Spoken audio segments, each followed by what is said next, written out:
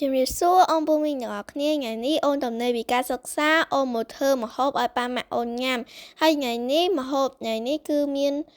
ឈ្មោះថាឆាបន្លែគ្រប់មុខសម្រាប់សាច់គឺយើងមានដូចជាបង្គានិងគ្រឿងក្នុងបើបន្លែគឺយើងមានបន្លែគ្រប់មុខមុននឹងយើងធ្វើម្ហូបយើងត្រូវរក្សាអនាម័យយើងត្រូវលាងដៃជាមួយនឹងសាប៊ូមុននឹងយើងធ្វើម្ហូប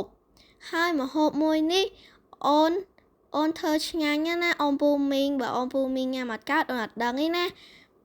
មុននឹងយើងដាក់សាច់ដាក់អីចូលគឺយើងត្រូវបើកខ្ទះឲ្យក្តៅសិនយើងទៅរើសវែកទាំងអស់គ្នាពេលដែលខ្ទះរបស់យើងក្តៅហើយយើងត្រូវដាក់ប្រេងឆាហើយយើងដាក់សាច់ចូលរួចយើងដាក់ទឹកមកល្មមដើម្បីកាត់បន្ថយកុំឲ្យវាផ្ទុះបន្ទាប់មកយើងដាក់ទឹកត្រី2ច្រោចដើម្បីឲ្យវាមានរសជាតិប្រៃឡមបន្ទាប់មកគឺយើងដាក់ម្សៅស៊ុបចូលជាមួយនឹងស្ករ2ស្លាបព្រាបងប្អូនទាំងអស់គ្នាគឺឃើញខ្ញុំដាក់2ស្លាបព្រាចឹងមែនប៉ុន្តែដោយសារតែស្ករហ្នឹងវាកកហើយបន្ទាប់មកគឺយើងត្រូវដាក់ប៊ីចេងតាម1ស្លាបព្រាបានហើយប៉ុន្តែអូនដាក់រៀងជ្រុលពេលហ្នឹង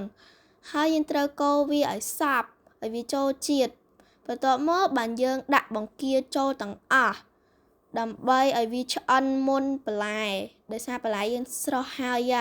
បន្ទាប់មកយើងដាក់ទឹកបន្តិចឲ្យវាមានជាតិហើយយើងដាក់បន្លែចូលឲ្យវាឆ្ងាញ់ចឹងណាហើយយើងត្រូវកូរឲ្យវាចូលជាតិគ្នាទៅយើងភ្លួនបន្តិចពេលហ្នឹងអូនថាវាប្រៃខ្លាំងពេកប៉ុន្តែបើយើងញ៉ាំមួយបាយឆ្ងាញ់ហើយបន្ទាប់មកយើងដួសដាក់ចានតាមចំណង់ចំណូលចិត្តរបស់យើងហើយម្ហូបនេះរួចរាល់ហើយឆ្ងាញ់ណាអូនពូមីងចាំសាកភ្លក់ទាំងអស់គ្នាណាជម្រាបលាបាយបាយ